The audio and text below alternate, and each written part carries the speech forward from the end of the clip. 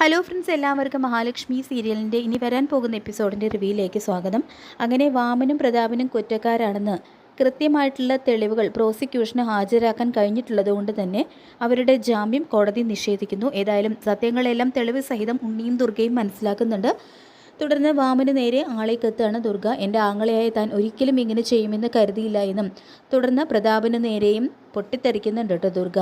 ആദ്യ ഭാര്യ മരിച്ചതിന് ശേഷം ഒരു വിവാഹം വേണ്ട എന്ന് കരുതിയിരുന്ന വിശ്വേട്ടനെ മകനെ നോക്കാൻ ആള് വേണ്ടേ എന്ന് പറഞ്ഞുകൊണ്ട് ഇയാൾ നിർബന്ധിച്ച് മനസ്സ് മാറ്റിച്ചു എന്നും ഒരു രണ്ടംകെട്ടുകാരനെ കല്യാണം കഴിക്കാൻ എനിക്കും താല്പര്യമുണ്ടായിരുന്നില്ല എന്നും പക്ഷേ കല്യാണത്തിന് ശേഷം ഞങ്ങളുടേത് സ്വർഗ്ഗതുല്യമായിട്ടുള്ള ഒരു ജീവിതമായിരുന്നു, അത് നരകാക്കിയ നിങ്ങൾ രണ്ടുപേരും ഗതി പിടിക്കില്ല എന്ന് തന്നെ ശപിക്കുന്നുണ്ട് കേട്ടോ ദുർഗ. തുടർന്ന് മുത്തശ്ശിയെയും ദുർഗ ശപിക്കുന്നുണ്ട്. എല്ലാത്തിനെയും കൂട്ടം നിന്ന് നിങ്ങൾ വേദന തിന്ന് ഈ ലോകത്ത് നിന്നും പോകൂ എന്നും പറയുന്നു. തുടർന്ന് മുത്തശ്ശി പറയുന്നുണ്ട്, അവനൊരു കയ്യബദ്ധം പറ്റിയതാണ് എന്ന് മുത്തശ്ശി പറയുന്നുണ്ടെങ്കിലും എൻ്റെ കെട്ടുതാലി അറുത്തവനാണ് നിങ്ങളുടെ മോൻ. എല്ലാം അറിഞ്ഞു വെച്ചിട്ടില്ല, മനഃപൂർവ്വം എൻ്റെ മോനെ കൊണ്ട് നിങ്ങളുടെ കൊച്ചുമോളെ വിവാഹം കഴിപ്പിച്ചത്. ഇപ്പോൾ എനിക്ക് എല്ലാം മനസ്സിലാകുന്നുണ്ട്, മഹാലക്ഷ്മിയും എന്തിനാണ് അവളെ കൊണ്ട് അടിമപ്പണി ചെയ്യിച്ചത് എന്ന്. ഈ സത്യം മുൻപ് തന്നെ ഞാൻ അറിഞ്ഞിരുന്നുവെങ്കിൽ അവളെ കൊണ്ട് വീട്ടുപണിയല്ല, അവളെ തന്നെ ഞാൻ ആ വീട്ടിൽ നിന്നും ചൂലെടുത്ത് ആട്ടിയിറക്കി വിട്ടേനെ.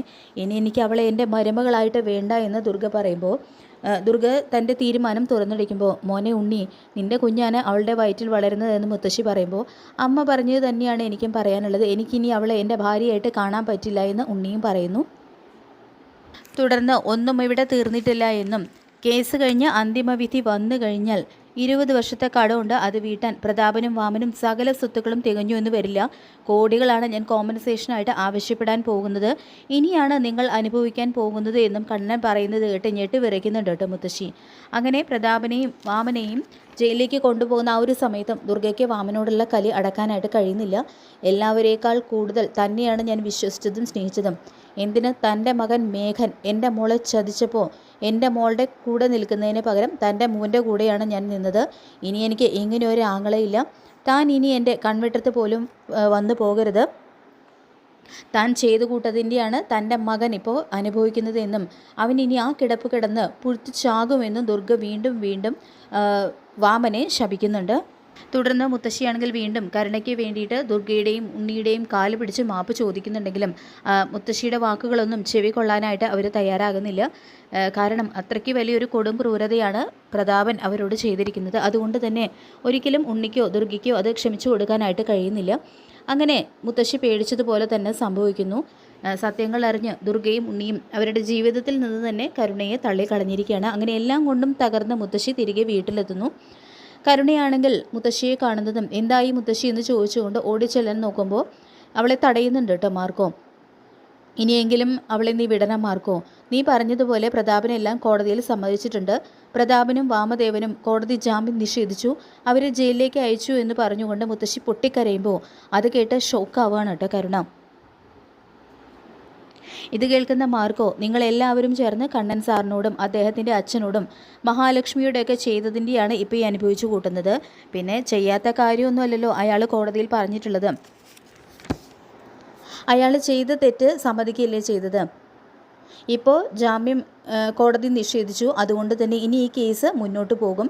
മേൽക്കോടതിയിൽ പോയി ഇനിയും മൊഴി മാറ്റി പറഞ്ഞ് രക്ഷപ്പെടാം എന്നാണ് കരുതിയിരിക്കുന്നതെങ്കിൽ ഞാൻ പറഞ്ഞത് ഓർമ്മയുണ്ടല്ലോ എന്ന് മാർക്കോ വീണ്ടും ഓർമ്മിപ്പിക്കുമ്പോൾ, ഇല്ല മോനെ, അവൻ അങ്ങനെയൊന്നും ചെയ്യില്ല, കരുണമോളെ ഒന്നും ചെയ്യാതെ വിട്ടാൽ മതി എന്ന് പറയുന്നുണ്ട് കേട്ടോ മുത്തശ്ശി.